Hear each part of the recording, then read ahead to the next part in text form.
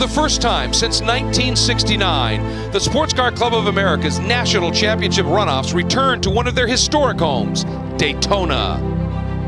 Welcome to the 52nd SCCA Runoffs presented by Garmin Verb at Daytona International Speedway, brought to you by Mazda.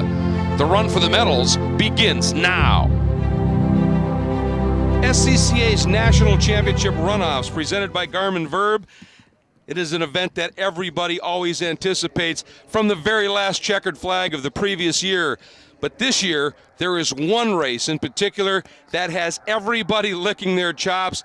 It is the first ever race under the lights in Runoffs history. It is time for Friday Night Lights, presented by Mazda, the run to the medals for Spec Miata. Hi, everybody. I am Greg Creamer, joined by Dorsey Schrader. And Dorsey, this is going to be absolutely incredible. 62 cars turned in times for this race. And just to throw a fun little wrinkle at things and get this thing even curiouser and curiouser, we have had now for the last 15, 20 minutes a persistent light drizzle out on this track. Hats off to John Doonan, who absolutely put this thing together for Mazda. They paid for the Daytona Speedway to turn these lights on. It's not like you turning your bathroom light on. It's like turning the whole city's bathroom lights and the rest of the house, too. This is going to be the coolest thing. There's fans everywhere. I've been on the internet. There's fans looking at this deal. I mean, this is a big, big, big event. It's going to be awesome. Racetrack's wet, slippery. This is going to be a memorable race. I don't know for a bad reason or a good reason. It's going to. You can see the shine there up on the banking. This is going to be interesting. There's a third member of our broadcast team. His name is Hayward Wagner. And speaking of Mazda, he is standing by with none other than John Doonan. John, my phone is blowing up. I'm getting text messages, emails, everybody is asking me what's going to happen. Have you ever seen this kind of excitement for a club race before? I haven't, Hayward, and we couldn't be more pleased to give this opportunity to the fans that have come out, the corner workers, the staff, and certainly our racers. There's a group of 60 Spec Miata drivers over there that are just jumping for joy, and the excitement of the opportunity to race at Daytona is one thing, but to race under the lights is takes it to another level.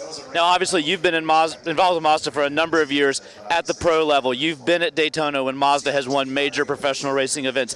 How does Spec Miata fit into this Mazda racing world for you? Well, the heart of everything we do in motorsport is grassroots racing. So our staff gets to go to about 3 dozen race weekends a year, but there's none better than this. When you see these drivers from all over the country come together, we're like a family. It's a Mazda family. And literally tonight we've got executives from corporate, we've got Mazda dealers, we've got people watching all over the world to see the excitement of Spec Miata at night. Well, watching all over the world is certainly the case. The live streaming video. What's your prediction? What are we going to see tonight? Well, throughout the week we saw one thing, and that was drafting. Pods of 2 cars hooked up. Unfortunately, the rain's going to add a little extra excitement to it. We don't pick any favorites, but I've certainly seen Danny Stein go to the front in the rain. He did it at the June Sprint, so we'll see what he's got tonight. But, this is for our customers. That's what our program's all about. The customer experience with Mazda is very important to us, and Driving Matters is our latest campaign, and tonight driving's going to matter. Well, for myself, for everybody on the broadcast team, for the thousands of people that have stayed tonight, that have decided they're not going to the hotel, Outback can wait, they want to see this. Thank you so much for making this happen. Well, we're pleased to do it, and all we hope for is a good, safe race. All right, back to you guys upstairs. Thanks very much. And again, for John, when we say presented by Mazda, Dorsey, you're right. If they weren't doing this place would be dark. So that's truly presenting something special here. And he brought up a good point. Pod racing. 3 cars is too much.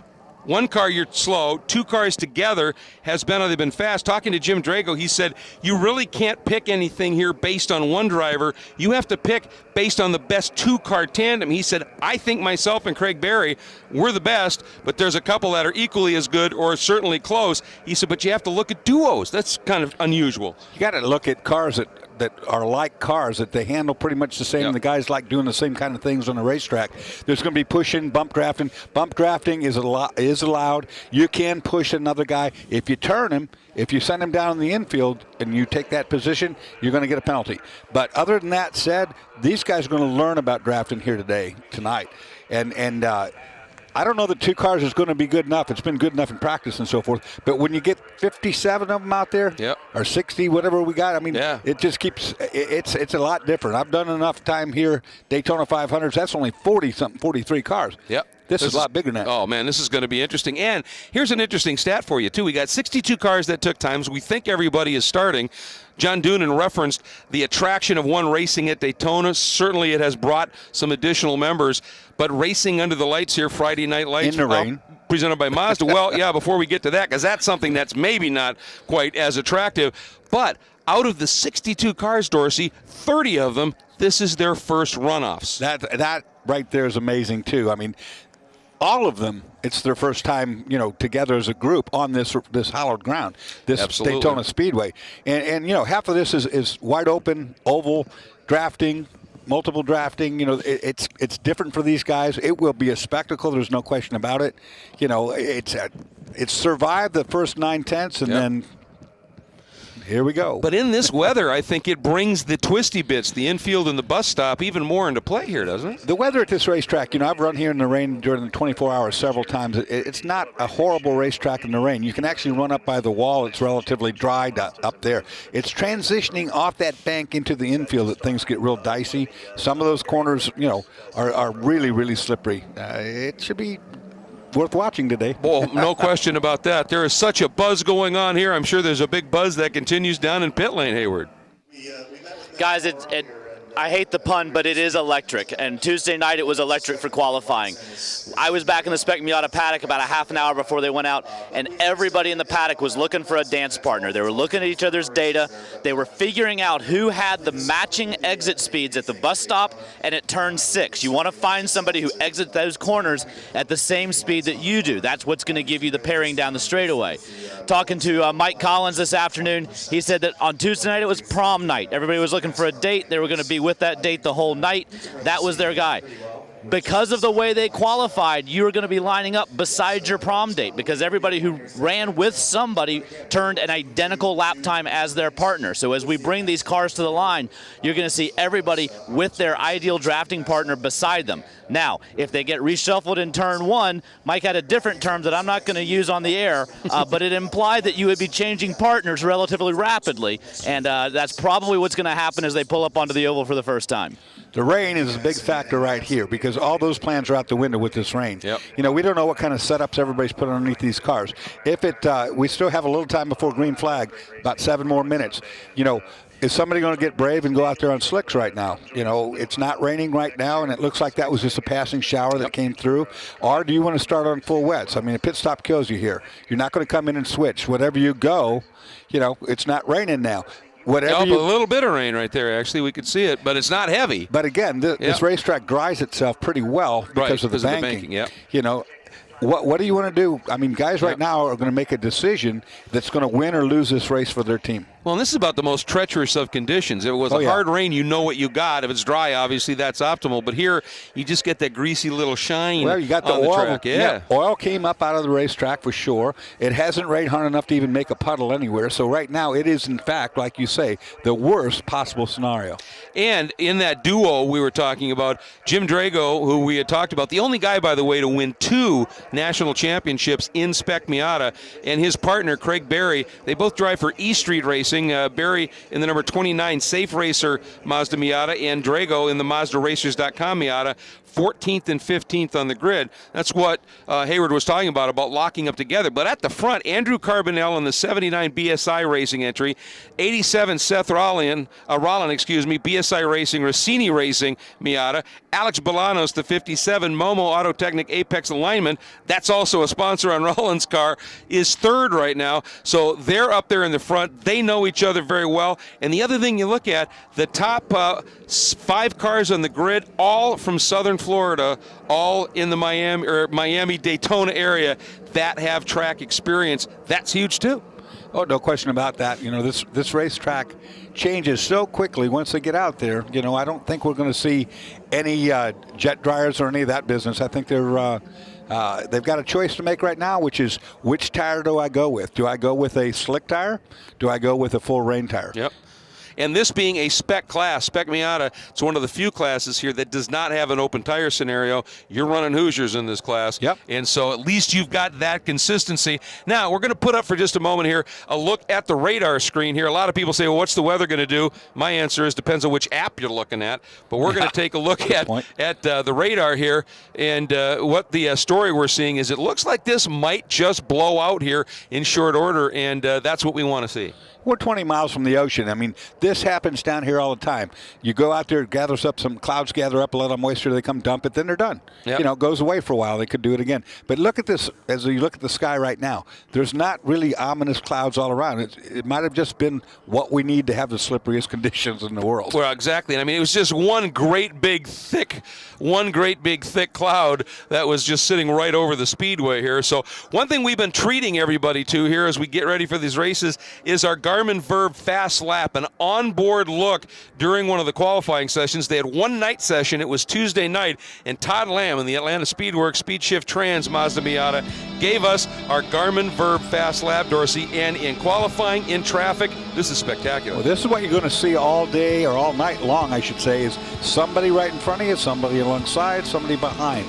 This is going down into the trioval. You lose the effect of the banking here. It drops to 17 degrees. But more than that, when you head down into turn 2, about where you have to put on the brakes here, you get onto a complete flat area. This will be extremely slippery in the wet. This will be the worst part, trying to get through this corner. Turn 2, very, very fast. You rocket through. Every car is flat out as you come around the end of this this wall. And you set up for the slowest corner on the track, which you would think would be easy, but this is the slipperiest piece of asphalt in the world, this corner right here. More spins right here. You have no aerodynamic downforce. It's very mechanically low grip right there, and you want to get on the throttle early. Usually you'll see big spins right there. Called the International Horseshoe. Yeah, International Horseshoe leads to the fastest, the kink. This one you got to think about for the whole lap because it's really scary to run through here flat out, which you probably do in these cars. Then it's hard braking to a trickier corner, and you would think it's a 90 right, but it falls off camber at the exit, and the car wants to push out into the grass. You'll say, ooh, got neighbors. And that happens, too. So coming on to the next corner, this is the corner leading on to the banking. It's extremely important to carry speed through here, but it's not as easily said than done. You see the pavement change right there. It's easy to light the tires up, get sideways, and if you have to lift while going up this banking, it's a bad situation. And then here it is dancing with that partner. I mean, you just got to get a draft. You set here. up your draft right here. You get with your buddy. You know, you get tidy as much as you possibly can. And you're running down this back straightaway looking for the entrance to the bus stop.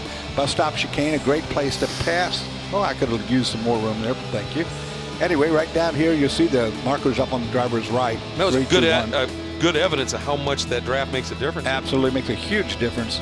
90, just like flick to the left, flick to the right, straighten the car up, flick to the right, flick to the left. You want exit speed right here, and then you slam back up onto the bank again. Now, these cars are not quick enough to need the whole entire racing surface. They should run down on the bottom. The only problem is there's 57 of them. So you got to find some room, and if that takes you high, that takes you high.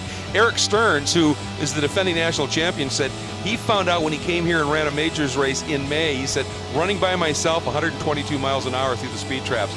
With another partner, 136. Yeah, we've been watching 10, 11 mile per hour, 12 mile per hour all day long when in a bump draft versus by yourself. You know, you see the banking through here. The racetrack is going to be full of cars. That's the deal. You know, you're not going to have the just go it where I want to go. Look at them all line up. It looks like a coffee and cars deal, but it's not. It does indeed. Yeah, like a car show, and we are just about ready. It's going to be a spectacular show. And one thing to keep in mind, folks, is when you start watching the racing here, the cameras we're using, the ability to iris open a bit, makes it look a lot brighter than it is out there. But the track is going to be lit basically exactly as it is for the Rolex 24 that is run here. So it's I mean, they have it. It's all on. And believe it or not, they don't even turn the lights to their full capacity because they don't need it. It lights up like a city in here. I think they run 40% lighting for the 24 hours of Daytona, and I ran that this year. It's not at all hard to see from the car. You know, looking out, it's easy to see around here. Interesting, just a couple of notes here. Eric Stearns, your defending winner, who won last year at Mazda Raceway Laguna Seca, starts back in 23rd in the East Street Racing, again, the EDS 24-hour Mazda Miata. You've got a 4-time national champ. Ironically, never in Spec Miata in the number 70 of Elevin Goulart. You saw him up alongside in that number 70 in the SAC Racing, SCDA1.com Hoosier. He's won lots of national championships, the most recent one in F production, but never again here in the runoffs. Matt Reynolds but all the national champions buried back a little bit outside of the top 10. It should make it interesting. That's a good sign as we see the moon starting to pop through the clouds, and perhaps this rain is done and things will start to dry out. While we wait, we're going to step away for just a minute here at Daytona International Speedway. Stay with us. We've got something special coming up. The 2015 SCCA National Championship Runoffs, presented by Garmin Verb, is being brought to you by Mazda. Mazda, driving matters. 16 wide eyes. Driver's license, took 2 tries, bought a Roadster secondhand. Playing parties with the band, loaded up, off to state. Hijinks, tailgates, starter, midsize. Family cruising. Now in the garage, something new reminds you of when you were you. It's time to face facts. You're a gearhead. You wish the freeway on-ramp was your personal racetrack. Well, buckle up, buddy, because the Sports Car Club of America wants you. With 40,000 members and events across the country, the SCCA has all the excitement you can handle. Dance the blacktop two-step with SCCA Solo. Get down and dirty with SCCA Rallycross. Or go wheel-to-wheel with SCCA Club Racing. Hit the track with the SCCA, where America's best drivers race. Welcome back to Daytona International Speedway. Absolutely beautiful image here as we bring things into focus for this run to the medals in Spec Miata. It is Friday Night Lights presented by Mazda, a 14-lap, 40-minute, whichever comes first in terms of time or laps for the national championship in Spec Miata. Let's get back down to Hayward Wagner in a very intense pit lane. Guys, I'm here with Tim Gilvin of Hoosier Tire. Tim, what do you expect guys to roll off grid on? We're really on probably sticker tires. It's really not wet enough for a full-blown wet race. It looks like the rain's moving out off the radar screen. So, I mean, the banking dries pretty fast. You know this track reasonably well. What are your expectations as far as grip as it dries? You know, it's going to be decent, and it's going to be a good, fast race. Do you like your odds for an all-Hoosier podium? You know, I think we'll sweep this one. This is one they don't have to worry a whole lot about. Thanks for the information, Tim. I concur with Tim. It has not rained hard enough to have any puddling. It is not raining presently, and the way the cloud cover looks, you're going to go out on stickers or on slicks. And with that being said, the first few laps of this race are going to be incredibly, incredibly slippery. Not Absolutely. so much up on the banking. The banking dries fast, but when you transition down to turn 1, all that rubber out there turns into oil. It's going to be this is a race where you have to just take your time for the first third of it or whatever until the track starts to dry, then make your moves. People who get antsy at the beginning of this, we could get a lot of cautions real quick. Well, and the other side of it is as the track dries on that narrow line, it's going to be grippier and grippier, but you move off to make a pass or you get forced off, it's still going to be slick out there. And if you hit that grass that's damp, big time rides. Good point. No question. You know, you move around somebody, they never give you the inside anymore. You have to go to the outside. The outside's going to be wet. It's going to have a lot of debris and stuff up there that you're in already. It can be a handful. I mean, this is the worst scenario. It is not dried up enough to have grip, and it's wet enough to just have oil on the surface. Does this track have, like some, a very specific rain line that differs from the dry line? Not as much as most road race tracks. I mean, definitely up by the wall. Mm-hmm. Obviously, it didn't rain much up there, and everything runs downhill, so you can run around up there on top of the banking. When you get down to the infield, certain places have better grip than others on the outside. Turn 1's just horrible, without a doubt. That international horseshoe around the outside of that, big rim shot there works really well. It's just it's a unique racetrack. Hayward is busy down in pit lane. What do you got, bud? I've got the owner of BSI, the shop that has the front 2 cars, the front row locked out here at Daytona for the Spec Miata Championship race. Stu, talk a little bit about your mindset going into this race. What are you expecting out of your guys? Well, I think it's a crapshoot. I think whoever's going to be leaving the bus stop coming up to the checkered flag is the one who's going to win. My guys got a lot of experience here. I think what you're going to see is the guys that are from Florida that have raced here year in, year out. We race here 3 times a year on a regional basis. These guys have a lot of experience here. I think the guys who do have a lot of experience, the Auto Technique guys, Corey Cullum, Alex Bolanos, I think they're also in it. I just think you just have to be there at the end, and you have to have a teammate. You have to have a partner. He's got to be with you consistently. If the door opens for one car, you better bring your buddy with you. If you don't, we're in trouble. Now, we sat down with Andrew and Celine after their qualifying session earlier in the week.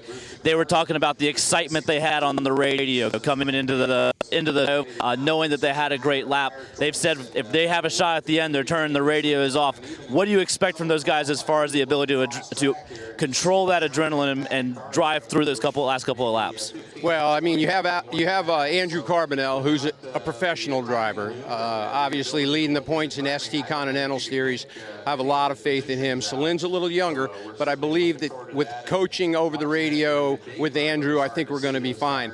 As far as I'm concerned, it's any man after the bus stop. Stick together as teammates up to that point. After that point, whichever one wins will be fine by me. Well, good luck to you and your team. And folks, if you wonder why a team like BSI does so well at an event like this, take a look what they've got right here. It's almost done raining. It's very light. We just talked to Hoosier. Hoosier said this is a dry tire race. 4 sets of sticker rain tires ready to go just in case. Those who fail to prepare to fail. Well, and that's exactly right. If conditions change suddenly and this rain picks up, that's just another big wrinkle. And he makes a good point. You know, Sellen, who he was talking about outside of the front row, he talked about Corey Cullum, who's 4th. He talked about Preston Pardis, who's 5th. Jonathan Goring, who's had a tremendous amount of success over the years in this category. All of those guys, though, this is their first runoff start. So, but obviously some serious track knowledge here paying off for a few of these drivers. The other thing I wanted to ask Dorsey was, you know, when you're doing pack racing, you know, whether it's 2 cars or you're just running in a big pack, and it's very close quarters, which we always have in this class, you're driving through that guy's windshield or maybe the next 2 or 3 windshields. Now you got spray coming up, so visibility even more affected. What does that do when you're pack racing with spray? That is a really big problem, no doubt about it. Anybody but the front row is going to be eating more and more and more of that mist. I'll tell you where it comes in really handy right now, too, at this racetrack anyway, is having spotter, a really good spotter. Yeah. You need those guys to be able to tell you, because of that mist like you're talking about, because of all the cars around, your visibility is reduced. You have to be told clear, clear, clear when you start cutting and thrusting through this traffic. Just got word from race control, 5 minutes to the roll-off. So everything looks now to be set. Obviously, they just delayed things a little bit to make sure that the teams could, if they wanted to, make any kind of tire selection choice that they wanted to here. Everybody now seems to be set in what they want to do. The word, as we heard, coming from Hoosier, that right now, you really don't have much of an option. You want to be on a sticker, dry tire, and just hope that rain stays away. And then pray for half the race to go your way. It is going to be a hard job for these guys to stay clean, you know, until this track gets to. Look right there. You see the spray coming off that car? Well, that's plenty wet right there. I mean, he's throwing a rooster tail of spray. Yep. So for the first, say, 8 laps, probably half the race, 7, 8 laps, it's hold on and then see what you got. It's going to be interesting, isn't it? I mean, it's so counterintuitive for a race driver and certainly some of the club racers out there to be patient. Don't go crazy. Just get through the first few laps, let things settle, then start to go racing. You know, get your good start, fall into line with somebody that you can trust, and ride until things start to dry out and you get a feel for your car, get a feel what the racetrack's doing, and then, you know, assess your situation, make your move. Opportunity here. There's a look at some of the great workers. Again, this is not just a showcase race for the drivers here at the SCCA National Championship Runoffs, presented by Garmin Verb. It's a showcase for every volunteer member of SCCA. It's a club. That's the key word. It is a club.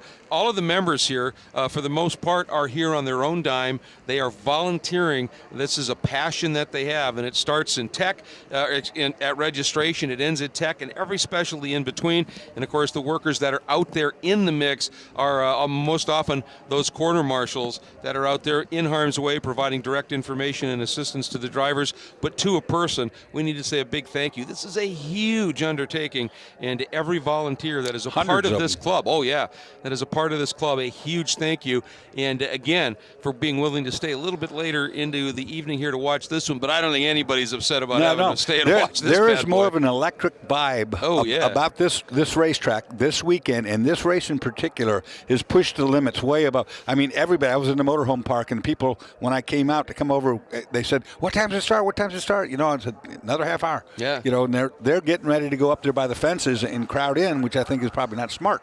You know? Exactly, and the word from race control, 1 and go, which basically means the grid marshals now have the clock and they can let it go. Conehead. And there you go. Well, that's one way to keep the rain off of the old noggin. Let's check in with Hayward one more time before we go green. Guys, we've seen some amazing racing so far today, some really good fields. This is what a qualifying sheet looks like at the runoffs. For most classes, this would be a pretty full sheet. For Spec Miata, that's page 2. This is page 1. 61 cars qualifying for this race tonight. The biggest field at the event, the most exciting race of the event, going live right now from Daytona International Speedway. And I hear there's one of those credit card swipe machines down there on pit lane for parts. Goes straight to the part department of Mazda. So, you know, when you pull in and get the assessment done, you just swipe and get the new bumpers get what on. You need. Absolutely. And just to throw a little motivation into it here, there's not another race after this one until the next season starts. So I was going to bring that up. One race for all the marbles for a national champion. At the fastest racetrack they've ever run on, one of the most prestigious racetracks in the world, in the rain. Can I add anything more? But no pressure. Right. Boy, I'm so excited about this. This is going to be spectacular, and it's going to take a while just to release this massive field from the pre-grid. Here they come onto the front straight, lights ablaze. Now, there's been another thing that's been discussed here. Obviously, you've got cars of varying vintages that run here in Spec Miata. Some have the pop-up headlights, some don't. All of this drafting and this long run here, there's been talk about, is there a disadvantage that's significant with those pop-up headlights? I mean, that's how close they're playing the numbers here. Luckily, because there's so many cars, there wouldn't be as much of a disadvantage because you'll always have somebody to draft with. But, you know, if you're the lead car with the pop-up headlights, probably, you know, I saw some pretty ingenious things being done, like they do at NASCAR. You know, body fit is huge here. Yep. So I've seen guys taking where the hood fits the fenders and taping that or you know, sealing the edges of all that stuff. It makes a big difference. You're talking about the cars are going to run at their ultimate speed. The terminal velocity for the car will be achieved here today. Like I said, with the B-Spec car, you could drop it from 35,000 feet out of an airplane and still go just that same speed that it's going to run here today. Yeah, it's just going to be as fast as it's ever. Yeah, you're absolutely right. And so what you're saying is even air going through a seam in the bodywork can slow you down. Yeah, I mean, that was something I learned back with Sports Renault, Spec Racer, Ford, or whatever. You have to take advantage of every single little thing to make that car as clean as possible. Because you know that guy sitting next to you on the grid did. Yeah. Oh, and you see how slippery that corner is I told you about, International Horseshoe. You could spin a shopping cart there. Yeah. Yeah, well, I remember I was having some fun corner working at the Rolex 24 a few years ago, and I was working at turn 6, the turn that leads up onto the banking out of the infield, and I think in the first 10 laps of that race, I called in 20 spins. I mean, it is greasy. It's astronomical. You can't believe how slow you have to go to not spin out there. And, of course, the rest of the racetrack's really, really fast, so you're used to going fast. You get to that corner, and you went like – I had the clutch in that spot. Yeah. You know, how can that be? It is glass. Well, it's going to be interesting here as they are going to be out and around. And then again, it's 14 laps or 40 minutes. Should easily get to 14 laps, I would think, barring any long cautions. And, you know, it's basically a flat-out sprint. I would be suspect of that pace car for 2 reasons. A, we don't know who's driving it. And B, it's got a number on it. Well, good point. And it fits the class perfectly. It fits the class. It's just the newest, latest model. So if the 5 wins this race, I'm calling foul. I know. Well, yeah, that'll be, I'm sure, appealed. Probably. Right off the bat. So, yeah, I mean, that's, a great point. I mean, that's the future of the Miata. That's the new ND, the one that is just now the brand new Miata. And they have now, for the MX-5 Cup, they have that MX-5 Cup car as being tested for the new global MX-5 Cup Series, which is going to be running next year. Not only a North American Championship, which is run for a number of years now, but Europe and Asia as well. And it's all that new MX-5 platform. It's going to be great stuff, and it's nice to see that car out and leading the field. Quite amazing accomplishment for Mazda, what they've put into this. John Doonan and his group of guys, put on a fantastic show. This will be no exception to the rule. Yep, the busiest and nicest group of guys in motorsport. Certainly John Doonan. He has to be beaming himself to some of these locations. His idea, turn the lights on. They're paying for it, this to happen. Yep. And everybody owes them on this one. Oh, absolutely. And look at this field now. Coming out of Speedway Turn 2 down the super stretch, they get a look now at that bus stop and just what the grip levels are. And on these pace laps, especially in these conditions, you're exploring a little bit. What kind of grip do I have where? Yeah, and right now I would think they don't really have much choice of anything. I mean, you're more or less a reactionary driver in this situation. We're going to get a green flag, things are going to happen, and you're just going to play off of the things around you until you can get a good reading on what's happening. And it was interesting, in that night qualifying on Tuesday, the only night session, it was cooler. Everybody knew it would be the fast one. And Andrew Carbonell, for the first 5 laps of that, was never higher than 26th. The next lap, pole. Yeah, and Sellen came with him. They found the right gap and hooked up correctly. That's why you can't take this qualifying just take it with a grain of salt. Yep. Because you get that one good run with a partner, and it can move you up half second, 0.6 of a second. Yep. Now, you can't do that through the race. But. Exactly. Well, lights are out on the pace car. It is about to commence. Friday Night Lights, presented by Mazda at Daytona International Speedway. The Friday feature, if you will, of the 2015 SCCA Runoffs, presented by Garmin Verb, in the coverage of this 52nd running of this great event, is brought to you by Mazda. Tonight is presented by Mazda. Friday Night Lights. Look at the size of this field, Dos.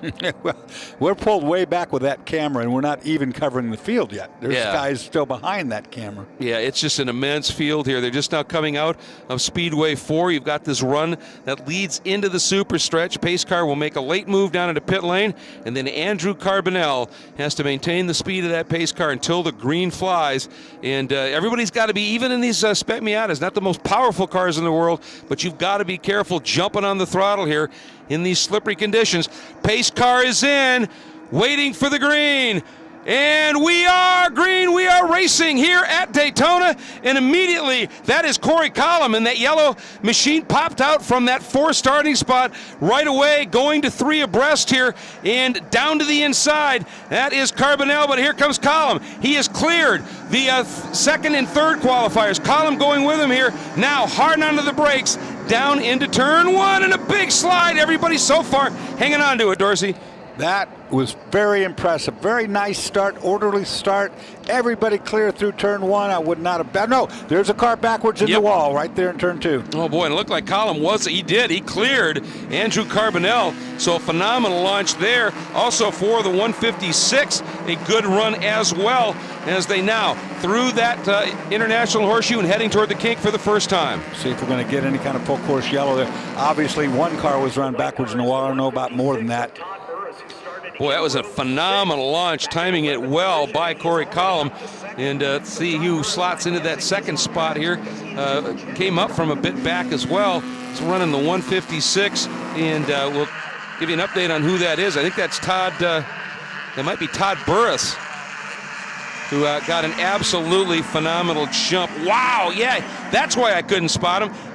He started 11th spot, Dorsey, and on that start is now second. That's quite amazing. Corey Collum, I mean, driving it like he stole it for sure, which I would too, because I'd be afraid all those buddies of mine behind me. Look at this, good draft, 2-car draft. Now, if these guys will work together, they can actually pull away from this whole pack. I would do that right now if I was them. And let's not race with each other on the first lap. Let's try to get away from all these idiots back here. Yeah, clear it. I mean, that's exactly right. Clear it out here. You've got an opportunity. You've somehow been able to make that kind of a break. Don't throw it away now by getting aggressive and just wanting to lead. Yes, they are. Look at that, just nice two-car draft. That's fast. We know it's fast, and they're going to play discipline. Now down into the bus stop for the first time at speed. Nice job by both of those drivers, understanding what's at stake here. Ooh, Carbonell back in, steps out just a little bit. That cost him momentum up onto the banking. Good save, though. He gathered it up right away. But did cost him a spot, but not much here. And he's now in the middle of a red Miata sandwich at this stage. And again, now that car coming up behind him, we have heard the word, you can go ahead and bump drift. I would think in these conditions, though, a lot easier to upset a car if you hit him and obviously loosen him up. Yeah, the rules of the game are that you can go up and bump draft or you can push on someone. If you turn them and send them into the infield, you're going to get a penalty. If you wreck them, you're going to get a penalty. If you take the position because you pushed them and got them loose, you're going to get a penalty. Other than that, it's all free. Yeah, and Andrew Carbonell actually able to get back and around and into that third spot right now because Sellen Roland actually chose Carbonell as they came up here instead of Bolanos. And when you're together in that pod, as John Doonan so aptly referred to it here, the two cars, that paid off and it just pushed Carbonell. It wasn't a bump draft, it was just arrow push, took him right back up into third. And there you go, boom. That was in the middle of the corner there. That one you have to watch out for, particularly when it's wet like it is. These tires doing a really good job. I'm impressed with the amount of grip that's available. Well, you know, and Elvin Goulart is in the 6th spot, Dorsey. He started in 17th. So we've had some guys that just played that start, and it was just, they just went to the outside and drove around a lot of people. Probably the name. Yeah. I don't think he came from here. Yeah, it's just amazing what they're doing here. 4-time national champ, as I said, just never in this category, but a good run there as Alex Bolanos now just hounding this black and blue number 79 of, again, an awfully talented driver, Andrew Carbonell. Ooh, running way, way wide there, but giving himself some good momentum. The only question is the track limits regulation there. They've been fairly comfortable letting him run pretty free up in the 6th there. He's been running that line like he's trying to modify drain line more or less. Andrew Carbonell working the high side to see what kind of grip. I think that was a bit more than what he wanted. I think it, he tried it and it took off on him. I think so too, and boy, right now Elvin Goulart is flying. That's the 3rd car in your frame. Again, started 17th, sits 6th, and is in that draft now and closing right up on the back of that 57. That is the red Momo entry of Alex Bolanos. Love that speed shot as you get that spray blowing up as they head by into the bus stop. Ooh, look at this, is again Carbonell better that time through the bus stop, and he gets that little bump from Bolanos, and here comes Goulart, and now we've got that first 3-car draft at this stage. Let's see how well that works. Well, they're getting braver, let's put it that way. They're willing now to push one another. So they felt the car underneath them. They think it's okay to do this. See, and this is what they were saying. The guy said when you get a 3rd car in the picture, the 3rd car just loses everything and just drops back. Goulart had a great run out of the bus stop, but when those 2 cars in front of him hooked up, for some reason that 3rd car cannot take advantage of that. It would only work if the 3rd car was able to touch the 2nd car and stay locked together like that, which we might see later on in this as we... Oh, I'll tell you, though, it is bringing... Oh, here we go. Bolanos down underneath. Carbonell down into turn 1. And already lapped traffic as he gets wide right there in exit of turn 1. Oh, boy, this is close stuff. Meanwhile, that car first in your frame, your leader, Corey Collum, has, you could barely see Todd Burris in that white number 156, who started in 11th and sits behind him. As a matter of fact, boy, for a second there, I thought Burris might work an outside pass there. And now Bolanos up into 3rd, and he's gone around. Yeah, off to the right. Somebody spun there in the grass. He should be able to get going again. I'm pretty impressed with the amount of grip. I mean, these guys are not running a rain line. They're running right on their normal line. A little loose right there for the 2nd place car. A little bit of a flat slide, but I mean, you would expect that. Boy, they are pushing the envelope. And here comes Bolanos, that 3rd car, the red Momo entry, chasing down the Krispy Kreme 156 of Todd Burris. And Todd, I mean, we've seen Todd race a lot of different things. He's raced in the Continental Tire Series. He's raced in World Challenge. Ooh, look at this, Bolanos going for it all here. And he may just have made that work, Dorsey, down to the inside. Collum in that yellow and blue car swings to the outside, but that opened up and let Burros come through. And now those 2 running side by side, opportunity here for Bolanos to break away just a little bit. If I was a white car, I'd lift it a little bit right now and tuck back in behind That's not doing anybody any favors side by side like that. Yeah, well, and obviously Column right now is going to, there he goes, yeah, Burrows. I think he realized if he didn't do that, those two are going to team up and just break free. Absolutely. You got to think ahead of where you're at. Somebody in the pits here with trouble. Oh, that's frustrating for sure. Haven't seen the car number yet. It's I think it was Justin Elder, they said. I just heard. So a problem there. Boy, that's frustrating. All the work you put in to get to the runoffs. Boy, Column there. Now there's a little puddle over there. That's just that little divot for people that run wide. But boy, did he get a run, and he's got Burris coming with him.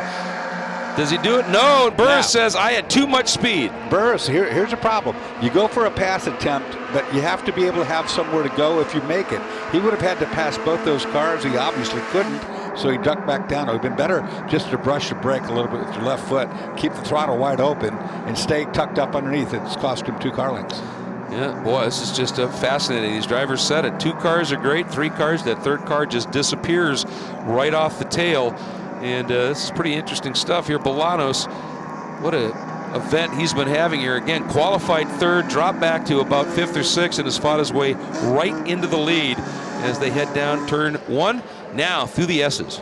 You can adjust your speed just by brushing the brake, just putting your foot over there and getting rid of the speed that you don't want. But you don't want to lift off the throttle because you lose the full momentum. The engine's got to spool back up to get it back. Takes too long. The other way works really well. Burris, a great run out of the S's, and now he's going to try the outside pass on Column through the International Horseshoe. Does he make it stick? That's brave. That sure is brave, but it worked, I think. Now well down here because they can't go through here side by. Well, we've seen them do it. That's what we said in a race earlier, and by golly, they did it, and they do right there.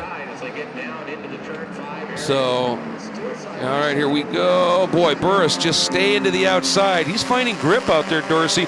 But there, notice he's got one tail light out. You have to have at least one working. So if he loses another one, that's a stop. If you're a nasty guy, you just go out there and tap that other one, and knock that other one out. And Burris completes with a big lurid slide. That's it. That's a momentum killer.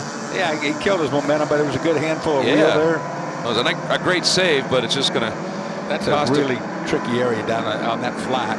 You want to get to the throttle early, but boy, as soon as it breaks free, you really can't do anything. But what he did right there is unwind his steering wheel and use up the road. And guess who that is? Just giving him a little tap there. That's Elevin Goulart. Once again, 17th now to 4th. And Elevin is one of the more aggressive racers out on the track as well. So this could be fun. Hayward, what are you hearing in pit lane? Guys, I just went up and down the pit wall. I talked to every single crew member that was wearing a headset, asked them who they were talking to, what they were hearing. Radio silence across the field right now. These guys are busy. Their hands are full. They're not coordinating with one another to try to set up drafts. They're running with who they're close to. I asked all of them if they said anything about grip, if they said anything about conditions, and just shaked heads. Nobody's doing any talking. The only thing we have is the 51 cars here on pit road. Lost a pulley, lost a belt, overheated, so he's done. No, that's so frustrating again with what's going on. But hey, that makes sense to me. You don't want to just, let your concentration dip and just push the radio button right now. When a driver's being quiet like that, he's got full concentration on what he's doing. That's the rain factor right there. They really need to just, they know where they are right now, especially this group. Yep. 2 cars of 2 drafting each. Goulart really been banging the back end, and that's okay of Burris. Well, and look what it did. They were a ways back, Dorsey, and it's brought them right up now to that group and made it a 4-car battle again. And on the way, Goulart just set fast lap of the race at a 2-minute 34.061. So a great lap by Goulart. I suspect he lives in or around where it rains every day. It might be, yeah. He's pretty comfortable with it. Look at this move now, diving down to the inside of Burris. Now, we know Burris works the outside very well. But if Goulart now can come up and latch onto the back of Corey Column. And he has. Yep, there you go. Now, really, Burris, if he gets... See, I don't agree with Burris right here, going down the inside to this left-hander. They're doing it, yeah, but they're slowing themselves up to be able to do it. I think at the last second there, he said, all right, I'll do it. I'll just pass all you on the outside then. And that Dorsey doesn't know anything. Well, he just gets these great heads of speed. He's just, he didn't lose much. Up a little bit there. Ooh, and he just got in, just tapped the 70 of Goulart. Yeah, he's on the edge of having a disaster. It just hasn't happened yet. Yeah, there he goes again. Remember, he's loose right there that last time. Yeah, what's your phrase? It's erect. It just hasn't happened yet. It's fixing to. Well, once again, they have to do it all over again. And when Burris got sideways out of turn 6, they lost that 6-7 car lengths, and now Goulart's got to just get onto his bumper and drive him forward again. Look how clean, Bolanos and Collum are. They are hooked up together, driving a real nice, tidy line. They're trying to get away from that stuff behind them. And we know Alex Bolanos, an amazingly talented, experienced driver in runoffs. How about Corey Collum in his first runoffs? Yeah, running. I mean, he looks like a very savvy veteran. Oh, he's tied up with somebody who is a savvy veteran. Well, that's true. And that's what you want to do. I mean, why learn from somebody who's not the top? Yeah. And Corey, again, from Cape Coral, Florida, he's got a lot of laps around here. And the nationwide points, interestingly, he was only 42nd in that points tally, but he's got huge experience here. Look at that draft, just pull the car right up into the back. I don't see any dry line even forming yet. I found that that's interesting. But remember, our humidity today was probably something like 87%. Yeah, it was high. It was really high. And boy, these two now, they've made a bit of a break, haven't they? And that's what they were wanting to do, too. See how they're cleaning? They're right nose to tail, pushing one another. It looks like Goulart has gone around Burris, and now Burris has to be the one to just be a little patient and work with Goulart. Otherwise, they're going to lose touch with these guys completely. I mean, they're just not quite as tidy. I mean, you really need to run that draft. Like I said, that if you're like 4 or 5 cars like these cars, if you ran a plumb bob from the right front headlight to the right rear tail light, all those cars should be touching the plumb bob. They shouldn't be over here a little bit or over there a little bit. You lose ground that way. You're not getting efficient. Now, with these cars, though, I mean, when you're running in such close concert, lap after lap after lap, is there any risk then of not getting enough air into the radiators, into the brake nuts, and overheating a bit? It's been really warm. It's not so much because that rain cooled it down, but it has been warm. I saw that a couple times today where guys had to pop out and start getting some air to the radiator. Yeah, if you're tucked that close, like those 2 cars right there, your radiator is only eating the exhaust from the other car. Yeah, and that battle we were just looking at, tell you, back in 45th, 46th, the 88 of Michael Lemania, the number 30 of Nicholas Soriano, Alex Acosta, Spencer Rutherford. Doesn't matter where you look here, you find these groups that have picked up and have clumped up. And by the way, last lap, Corey Collum takes away fast lap at a 2-minute 33.559. Second lap, pole, by the way, was a 2:18.6. So you can do the math. That's the lack of grip that's coming into play here. Those fastest laps should start falling pretty quickly now because things are going to dry out. No rain coming down. Yeah, you see a lot less spray now coming off of those tires, isn't it? Well, but those two behind, Goulart and Burris, they've calmed down. Burris is not looking in and out all the time. He's just tucked right in, and they're now making ground back up again. That's what it takes. You want to be just single file, just as tidy as possible. Don't have a headlight over to the left or a headlight over to the right, because that's just adding drag. And how about Christopher Haldeman, who sits in the 5th spot right now in that number 72 machine, and he has come from a ways deep in the pack, and right now he's doing it by himself. He was 10th on the grid, Dorsey, and he's all by himself and still finding good pace. That's hard to do, too. Yeah. I mean, it just tells you he's got a really strong car. If he had somebody to play with, it'd be a lot better. And there he is, sitting in 5th, all by his own self right now. Yep. But somehow he's finding some pretty good pace. I mean, his last lap was a 2:34.3. So, I mean, he's less than a second off of those guys up front. He's losing time, but the guys behind him right now, which includes Andrew Carbonell, your pole sitter, Jonathan Goring, one of the best, Craig Berry, one of the very best, Justin Hilley, who's been phenomenal this year in the nationwide points in his conference as well in majors. They haven't been able to run Haldeman down. These 2-car drafts are making 127-mile-per-hour runs right now. That's almost 10 miles an hour faster than what they could do by themselves earlier on. So 126, 127, anybody who's tidy in that draft. Yeah, interestingly, fastest speed we've seen now, that was a while ago, so we don't know if he was with somebody, was Haldeman at a 132.8. Now that's a really good go right there. That is impressive. Having a look here, and that's that battle we were talking about with Carbonell, that blue and black 79, the 118 of Goring right behind him. And behind him is Craig Berry at this stage, that silver Mazda Miata, and they've got a little bit of room. Those guys have built up back to the 48 of Justin Hilley. Carbonell, a lot of people were worried about him, but he got passed early there, made that little bobble in the bus stop, and it looked like he was able to save it and stay with it, but he's just fallen adrift a bit. Andrew, of course, runs a lot of Pro Series in the same kind of car. They could have changed his setup or whatever for the rain. At the last minute, sometimes you just do a last-ditch effort. Yep. Disconnect a sway bar, do something. Try something different. Doesn't always work, by the way. Yeah, it doesn't always work, but as you said, running in the Continental Tire Sports Car Challenge, current points leader in ST here at this stage of the season. Pro-level driver. So. Absolutely. There's a little help from Jonathan Goring as they're trying to break away from, as I said, Craig Berry at this point, then Justin Hill, then in 10th, completing the top 10 right now is the 84 of Todd Lamb, another very experienced driver who's done some pro stuff as well. Halfway through the race now, there is no spray, and I see a little of a light color going through the bus stop here. Yep. So it's starting to dry, and with that, we'll see if one car over the other has an advantage. And ironically, you see that little bit of a dry line. It means you have to be even more precise, because now you carrying speed on the dry line that's above the grip level that you've got. If you get off of that dry line, you better be pretty spot on right now as we go back to our lead battle here of Alex Bolanos and Corey Collum. And I have not seen Corey make one significant step out from behind Bolanos. These two get it right now. Yeah, absolutely. And you look back behind them, and unfortunately, Todd Burris is just not as clean drafting on Elvin Goulart. He always sticks his head out, pops his headlight out, takes a look. He's probably not comfortable being that close, and the visibility, where you can't see the visibility. Yeah. You see him right here. I mean, they're just not as tidy. It'll be interesting to see once this dry line gets a little bit more embedded, if you will, if Burris finds that comfort level and is able to stay there. But boy, they get into the infield here and they do close up a bit. It's like flying in formation. I mean, the Seed's doing it again right there. Yeah. Post to the inside instead of following his teammate.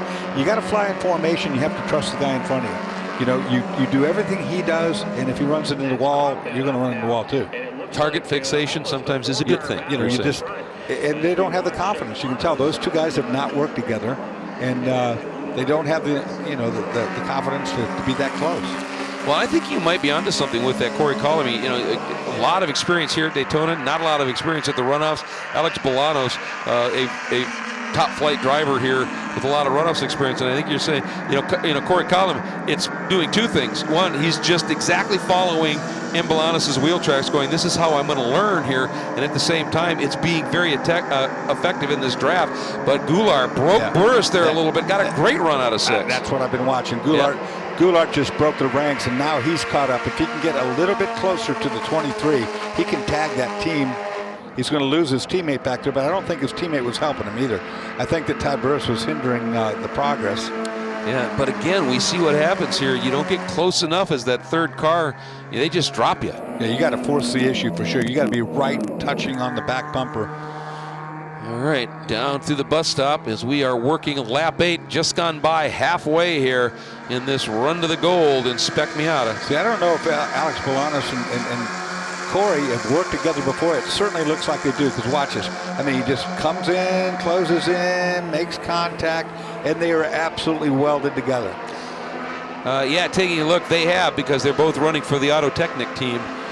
So they've done this before, and they ended up, they gridded 3rd and 4th, so they were probably a duo in that draft in Tuesday night qualifying. Perfect two-car draft. They're not messing with each other. They have complete confidence in one another's ability, and that's how you get the job done. And now you look at Elvin Goulart by himself.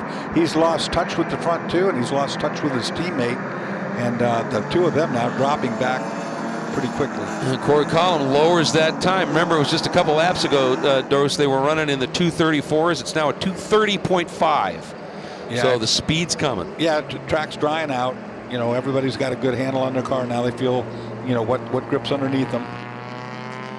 Up until that point, Burris had a really quick lap at a 2:31.5, and then Collum nipped underneath it with that 2:30. And we got some traffic coming up too, I think. That had to happen sooner or later with 62 cars. Yeah, exactly. Somebody just had a moment somewhere and lost enough momentum, and we have seen what can happen, and traffic can certainly break up a good drafting duel, and if you catch it at the wrong spot, it can bring everybody behind you right onto year 6 here as they come through once again. Elvin Goulart's in an awkward situation. He's kind of lost the pull of the front two. He's by himself. His teammate that he was using to give a pass before, Todd Burris, is dropped back from behind him. He doesn't want to wait for him. That wasn't working. He was a great draft partner. And here we go up onto the banking. And there will be traffic ahead this time. And I think it might be the number 75 of Michael Collins. I'm not exactly sure on that they're going to catch. And a lot of this comes down to, sometimes where you catch that guy. And this is where the corner marshals that we were talking about with those blue flags, this is where they become serious players in any event, is letting that car that is about to be swarmed here know that you've got some fast race leaders coming up, and let them go, and I think he just did. I think he moved to the, he just moved over and let them come through. And that's the easiest way to have things happen. You don't lose time, you don't cost them time. Look at this now, Colin, just a little bit slower through the bus stop, but close enough. Yeah, here it comes. It doesn't take much to find that hookup, does it? Look at him now. He could go right around him. With that kind of a run, he could just pass for lead, but no. I'm your buddy. I'm going to come right back behind you. We're going to just keep running our deal because we don't have, we're not down to the end yet. That was enough of a run. He could have taken the lead right there anytime he wanted to. I wonder if one of the reasons we're not seeing quite as aggressive bump drafting as we certainly did in the qualifying sessions is because it's at night, and at night you've got to have at least one taillight working, and you hit a guy too hard, knock them both out, you're knocking a teammate potentially into a penalty scenario. So maybe they're just playing a little nicer right now. I doubt that'll last much longer. Well, that's true. You get to a certain point. Well, yeah. It's a very good point. I'd say somewhere in the next 5 laps that'll all go away. Boy, this is about as big a margin as we've seen from that front two back to Goulart and Burris. 2 seconds now. Yeah, they've truly and Burris has gotten back around the 70 of Goulart. And I think they actually might have made contact with them. And Burris had fast lap. Now it's pipped by Bolanos, who goes at 2 minute 30.346. So Burris found some speed there. He's just now that it's drying up, if the track kind of coming back to him. Yeah, it absolutely could be that setup on the car is a possibility. Oh, they're not hurt. They're not helping each other a bit right now. Oh, Burris wanted the over under there, didn't he? Yeah, he still might get it too. Yeah, he just got a little wiggle there. And unfortunately, Dose, they're dropping back. They're racing now for third place. Right, and Jim Drago has fought his way back up into the top 10. Remember, he had qualified 15th and has fought his way into the top 10. And the reason I say that is something we were hoping to chat a little bit about is the infamous Drago wiggle. We just haven't seen much of it. No, everybody right now is trying to be as straight as they can get. Exactly. It is starting to dry in the banking too. I just saw a pretty clear dry line. So guys that didn't have the right range setup should start getting quicker. And Goulart again able to just put about 6-7 car lengths between himself and Todd Burris as they head out of turn 6. You see them heading into the straight. Now this is getting interesting because Chris Haldeman in that 5th place car, the number 72, has been running pretty much by himself, but Goring, Carbonell, and Barry now have sort of borne down on him a little bit, and they have closed that margin up significantly. Carbonell just tried to have a look to the inside, didn't quite get the job done. But again, we're running out of race time too. Yeah. You're going to have to start trying things here pretty shortly. Yep, we're working lap 9 of 14 here. And Carbonell, as you said, now tucked right behind that black and orange car of Goring. Carbonell in the blue and black machine. All of them chasing that yellow and black entry of Chris Haldeman, the number 72, the X Factor Racing Carbotech Mazda Miata. And here they come. Yeah, and they're just going to push their way right on by. Can't defend against that when it happens. You just take it, try to tuck back in as soon as you can behind him, and he does. Boy, Carbonell just read that beautifully, didn't he? As he just cut through, sort of threaded the needle, and then he's a little bit too hot down into 1. He's going to hang on to it. Yeah, he got a good save right there. Boy, and there you just saw again that battle for third. They're side by side again, Burris and Goulart. I wonder if they've just said, well, we're not going to be able to go for the gold. Yeah, I think that they're not just racing position. But that's going to put Carbonell now, by my read, he is going to now be up into the 5th spot, and that's a great comeback drive, going from 7th to 5th, just in that one double overtake. And again up front, Burris and Goulart are just, they're almost banging fenders now. Yeah, it's a 2-car for the lead, and it's going to get ugly here pretty shortly. You know, right now they're playing well together, but once they both know it's between them for the win, yep, they'll have it out then. Yeah, it's going to be fun. Can't wait to get to it. We still have a few laps, though. About 6 before that happens here, as we're enjoying this battle now between Andrew Carbonell, leading this trio right now. Haldeman right behind him, and then a big wide run there. I know I shouldn't say what I'm about to say, yep, but yes, this has been remarkable with 62 cars that we haven't had any big spins, we haven't had any big crashes, we haven't had any kind of craziness under really trying situation. They have done a great job, and Dorsey, let's hope that wasn't the old announcer jinx, as they say. That is spooky I might have indeed. said that on purpose, I'm not sure. Yeah, boy, I'll tell you, this is great stuff. Woo! Somebody in trouble there. That's a lap car right in the front of our leaders. Tried to get out of the way and didn't really balk them too much. Now we'll see whether Goulart and Burris were able to take any kind of advantage of that, and I don't think so. No, I don't either. Yeah. These two guys are working perfectly. Superbly. Absolutely working perfectly. You're not going to run them down unless you do the exact same thing that they're doing. And then you'll probably just be equal to them. Yeah, last lap by Corey Collin. First time now we've got a driver down sub 230 into the 229s at a 229.5. As these two, this has just been phenomenal execution of what everybody said would be the winning plan. It was just who did it best. Yeah, and they're doing it as good as it can be done. They're doing it perfectly. You know, obviously they must have practiced this. It's not as easy as you think, particularly with the wet surface, to run in tandem like that. Well, you've got to really be in sync, as you said, in terms of feeling comfortable in the car with these sketchy grip conditions and the definitely. like. You've got to be happy to run with a guy that close. Second place car can't see a thing. He's responding off the back of the car in front of him. Wow, Jonathan Goring in 6th, though, the 118. Part of that battle we've been following is they have run down Chris Haldeman with Andrew Carbonell. Just turns a 227.8. Excuse me, 227.992. So this track now, we're getting down to some serious grip. Lap by lap, it's improving dramatically. And you can see it now, the lighter color. It's still a one-lane racetrack, though. Like I say, if you're going to make an attempt to pass anyone, it's going to get sketchy. Working out of the West Horseshoe. Coming up. Dipping the brake here. Crucial corner. It's still pretty damp at the approach to the apex there, isn't it? Yeah, they're running. You see both of them wagging the tail a little bit. Yeah. So, I mean, they're running right at the edge. But they're really tidy. They're really clean with their drafting. They're really clean with their turn-ins. They're hitting the marks. Well, you can see there's a couple of spots on the bank now where it's just flat dry. It's happening. It takes a lot of concentration to do what they're doing. It's not as easy as it looks. Boy, this is just impressive the way these two have been able to do, just to take this game plan and just make it work. Now this probably isn't going to work, as I see like 4 wide back here.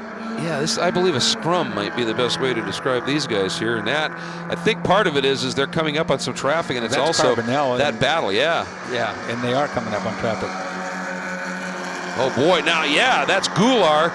He is under huge attack now. Carbonell and the 118, and they touch, and here goes Carbonell down go underneath. Right by him, you watch. Right around the bottom because of that contact, scrub the speed. Goulart tucks underneath him, tries to get the draft. That could have been a big wreck over there. Yeah, and that's Burris, that 4th car, the white Krispy Kreme entry now, as he just kind of comes up and tucks right in behind the 72 of Chris Haldeman, that blue, yellow and black machine. 3 laps to go. It's on now. Yeah, it's got to be at this stage. I wouldn't actually stay 5 to behind go. Anybody. Not for these guys. These guys are going for broke. Yep, that's Here a comes good. 3 wide down into 1. Wow. Boy, this is furious stuff. Goulart says no. I don't want it. Ooh! Too deep for. We've seen, Carbonell has overrun that corner a number of times. That time it caught him, and we're anticipating white flag this time by, Darce. Yeah, it's going to get crazy now. All right, well, this is pretty fascinating, and Haldeman has been able to fight through and do a nice job as those guys have gone through on Goulart and Burris. Burris trying to get underneath Goulart again. Oh, boy. Didn't make it then. Yeah, that's that battle for 3rd, 4th, 5th, and 6th, but here we go. Bolanos now and Corey Collum, and at this stage, are they thinking, all right, now it's mano a mano? Yeah, it is. Right now, I think gloves are off. You know, let's see what we can do. They've got first and second if they don't wreck each other. There's third, fourth, fifth, and sixth. And seventh, just back there a little bit, that orange and black machine of Jonathan Goring. That's the Alphas Unlimited Dixon and Rossini Motorsports machine. And again, Haldeman has done a superb job. He had to do a lot of this on his own, and I think you got to give a guy pretty good credit for that. Good run up ahead for first and second. See if he's going to pass him this time. And here comes, again, Carbonell still helping. Boy, he's giving him a nice push here. I think they're just trying to make a break maybe from that duo that's been fighting behind him here, and then settle it for this final medal spot here. Boy, leaving everything to the last lap, that's risky too. I think I would have wanted to try it once. Traffic for the leaders. Free run for third and fourth, and then here is fifth and sixth with seventh, that car of Goring again. And the leaders easily clean and through on this traffic. And again now, this is coming up out of Speedway 4. And boy, look at that. Collum again in that draft just comes right up behind him here and into the tri-oval this time. We're anticipating a white flag and a bit more traffic up in front. Let it go to the last lap. Let's see what happens. Here we go, folks. Watch up in the upper left corner. There is the white flag and traffic. They're going to catch them right as they get into the braking zone down here of turn 1, Dorsey. This could be tricky. If it stacks him, Carbonell's coming. He's not that far back. He moves out. Good. The car moves out of the way, gives him room. That's nice. Yep. There's Carbonell working that outside line. He's in the grass this time. Yep. Ran too wide. That's going to kill his momentum, and he's going to lose touch. But look what happened here. That little bit of traffic, just enough, and suddenly Haldeman has made this a 3-car battle with the lead. He's going for second, Dorsey. Can he spread the needle? Can he go through there? I don't know. He's got second place for sure. Wow, what a move by Haldeman. And again, Andrew Carbonell, that 4th car in your frame.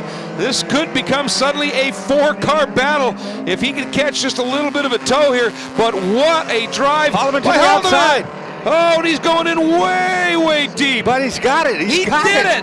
I wonder if he didn't set his car up for a drier track, and it's starting to pay dividends. That's an awesome outside pass. Nobody would expect it down there. That's how he did it. And look at Carbonell to the inside. This could be contact down here. Yeah, I wonder if these guys maybe didn't go with a little different setup that wasn't great in the damp, thinking it was going to dry out. Second place, Carbonell working to the outside. He's got a momentum run going. Boy, he does, but look at the escape Haldeman has made. That's 10 car lengths, Dorsey. Yeah, that's unbelievable right there. Carbonell up to second, but he's got nothing at all. And Christopher Haldeman, if he hangs on to this, he's had to have done it, a lot of it by himself for a while on this track.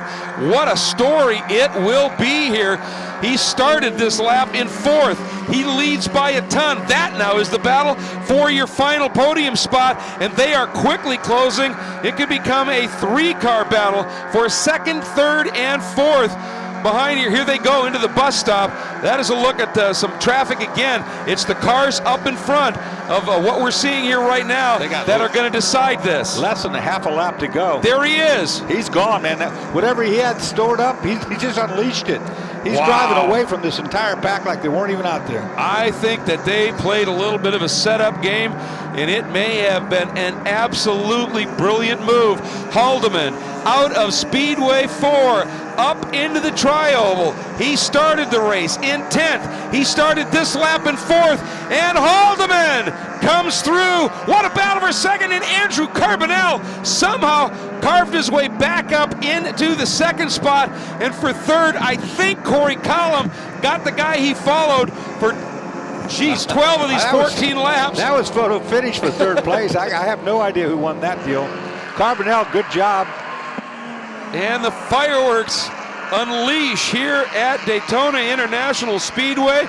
Boy, even more lights here for Friday Night Lights, presented by Mazda, and what a race it was, and what a final 2 laps in particular, but especially that last lap by Haldeman. Look at this. Here's the finish.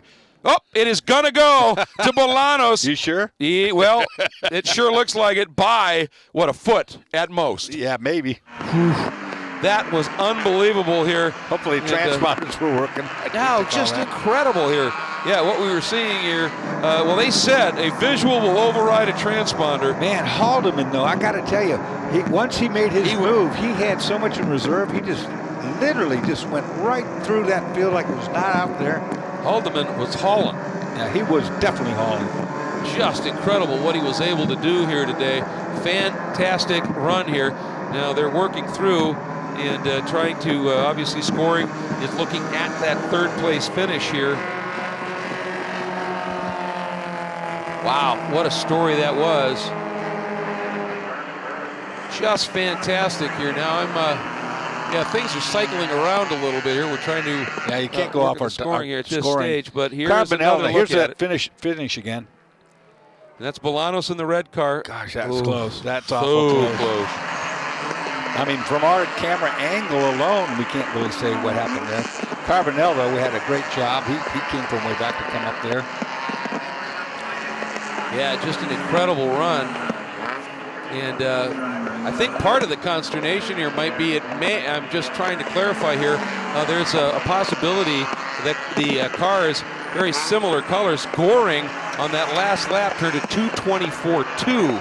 So we're wondering now whether it was actually Jonathan Goring that was able to put that run together. Of course, he started in the 6th spot in the Alphas Unlimited Rossini Motorsports entry. It was a phenomenal run by him as well. And we're just going to have to watch here.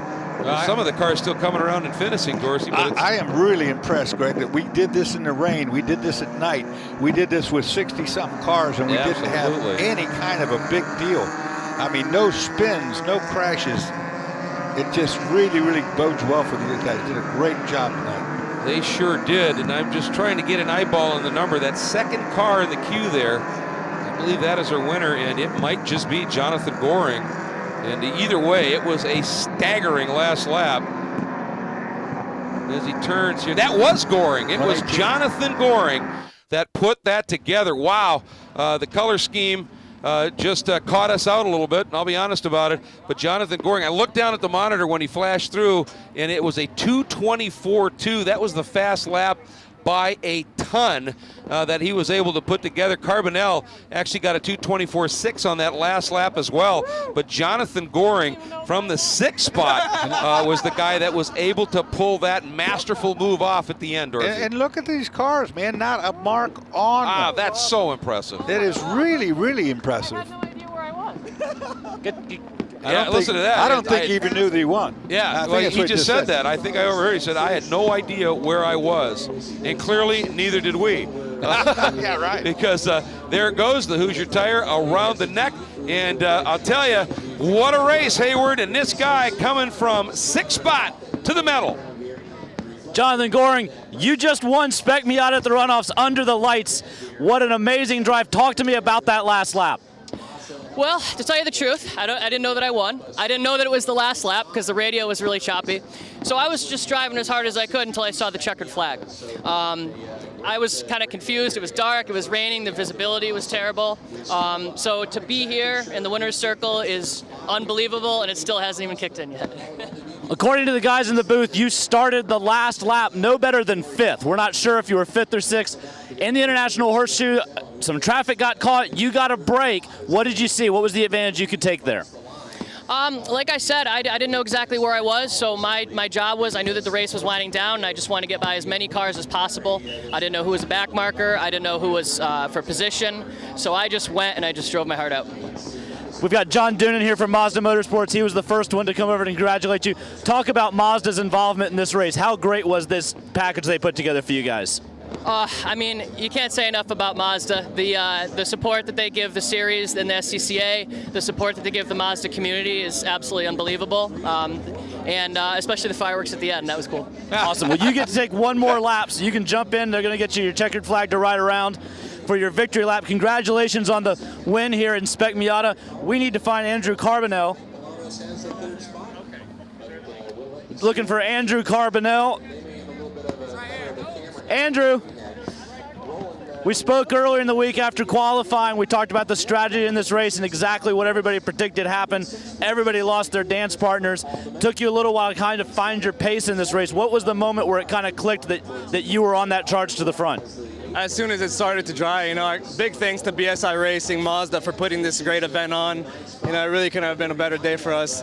Started off kind of sketchy with dry tires in the wet, so we were just kind of holding on at that point. Guys with wet tires got away. As soon as it started to dry up, they started coming right back to us.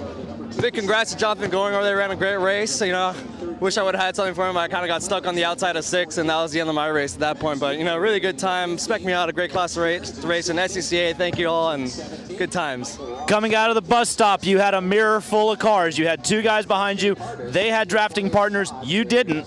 Did you think you could make your car wide enough to hold on to the second spot? Yeah, I wasn't too concerned about that. They were on wet tires. They couldn't roll the speed through the bus stop, so I'm sure my roll speed was a little higher. It was going to take them a little bit of time to catch that speed back up. So I was pretty confident we'd make it to the line in front. I was just kind of disappointed we couldn't get a draft off first place. Well, big congratulations to you. One more question. A lot of guys in this race have pro racing experience. What's the allure for you to come back to the amateur ranks and run the runoffs here in Spec Miata? Oh, it's just such a humbling experience. These guys are all full of talent. They all deserve a great shot at this. Big congrats to Jonathan Goring. He gets to now go on and go towards that, Mazda National shootout. So hopefully that goes well for him, and he can one day race next to me. Excellent. Well, congratulations to you. Guys, I don't know who I'm looking for third place. Do we have a decision on who we need to talk to? Corey Collum is what scoring is showing here, but I think it may have been Alex Bolanos. So it was that close. A definite Corey maybe. And Alex Bolanos. Can I get both of you guys? Alex and Corey? Guys, we have no idea who got third. You want to Rochambeau for it, or how do you want to settle this? I'm good. I'll call it a tie. Without him, I wouldn't have been up there. So, you guys, everybody came into this race with the exact same strategy. You seem to be the only 2 that were able to execute it from the beginning. Talk about what your game plan was coming into this race. Yeah, we've been running together all year, and you can't ever leave your guy behind. No matter if you get a bad exit, the draft is everything here. Horsepower really doesn't matter all that much. It's just staying with your guy and talking to him. And we ran the race, but I think the track came to them on dry tires. I was just looking over. You guys were both on wets. When did you start to feel like that maybe the dry tire cars were going to be a problem for you? Yeah, about 2 laps ago, we could see him coming in the mirrors, and we couldn't do anything about it. They're just as fast by themselves as we are together down the straightaways, and that's all we had. It was a heck of a gamble. It almost paid off for you. Congratulations on whoever gets the podium. As soon as they know, we'll know, and we'll see you guys at Victory Circle. All right, I just want to say thank you to Auto Technic, Alex Bolanos, my family, my wife and kid, my dad, everybody. You got a list? Yeah, I do. Thanks to Auto Technic. We always have the best stuff, and Momo, Apex Alignment, all the boys from Florida. It's just awesome. My family's here. It's awesome. So thanks. And guys upstairs, just so you know, John Doonan called it. He said the 2 cars that broke away were on wets. I went and checked with everybody on the wall, and they said, nope, everybody's on dries. I'm looking at them right now. They were on wets, and they almost made it work. Well, obviously everybody anticipated, based on what Hoosier had recommended, to see everybody going out on the sticker dries, but a few of them opted to roll the dice and go out on wets, and it bit them at the end. There's the number 118 of Goring in the interview. He said, I didn't know where I was. I was confused. The visibility was bad. We know how he feels because I missed him completely and called it as Haldeman, but it was Goring, and what a final couple laps he put in. Like I said at the beginning of the race, the choice of tires were going to make a win it or lose it situation, and of course it did. The dries were the right deal. Jonathan Goring winning over Andrew Carbonell, Corey Collum, Alex Bolanos. These guys fantastic, running all the way down through Elevin Goulart. They put on quite a show. Well, they did, and then, of course, Selin Rollin, who started up front as well, a solid run. You go behind him, Todd Lamb, and completing the top 10, Denny Stain. But even though they ended up, one of them third, one of them fourth, I think that's going to be reviewed again yet. But those 2 guys, for the duration of that race, the execution that they showed. They drove, what hindered them was the tire that they chose. They drove a perfect race. They did. They did everything you're supposed to do. They did it properly. Well, here's how it started, and there's the 23 of Collum as he came up from the second row and was able to go right around and make the move right there in Carbonell. Then that moment by Burris, as he had actually split those guys, that let Collum come through again as Bolanos had already gone through. These 2, the 70 of Goulart and the 156 of Burris, got into a little bit more of a racy match than they needed to, and they dropped back, and that's what cost them. But here, Goring, there was the move as he went right around the outside of Bolanos, and this final lap he drove was spectacular. And it was indeed, and those tires were up to temperature and they're up to pressures, you know, and you saw the grip he got. He made an outside pass there, which is unbelievable, in still slippery conditions. And then we had a fireworks show that was spectacular as anything I've seen on the 4th of July anywhere. Perfect way to finish Friday Night Lights, presented by Mazda. Well, this was awesome to do this with you too, Greg. We haven't worked together in a couple of years. You know, well, our paths have been on the same path, but you've been doing this, I've been doing that, so it's great to work with you, my friend. Absolutely, an absolute treat, a delight, as a matter of fact. Also to Hayward Wagner, fantastic job down in the pits. As Friday Night Lights, presented by Mazda, comes to a close, the Spec Miata Championship in this 52nd running of the SCCA National Championship Runoffs, presented by Garmin Verb, in the books. Congratulations to our champion. An absolutely phenomenal final few laps to Jonathan Goring and a gold medal. Well done. Thanks so much for joining us here on this Friday here and under the lights at Daytona International Speedway, folks. Lots more to come as the weekend unfolds. Thanks for joining us. Take care, everybody. The 2015 SCCA National Championship Runoffs, presented by Garmin Verb, is being brought to you by Mazda. Mazda, driving matters. 16 wide eyes. Driver's license, took 2 tries, bought a Roadster secondhand. Playing parties with the band, loaded up, off to state. Hijinks, tailgates, starter, midsize, family cruising. Now in the garage, something new reminds you of when you were you. It's time to face facts. You're a gearhead. You wish the freeway on-ramp was your personal racetrack. Well, buckle up, buddy, because the Sports Car Club of America wants you. With 40,000 members and events across the country, the SCCA has all the excitement you can handle. Dance the blacktop two-step with SCCA Solo.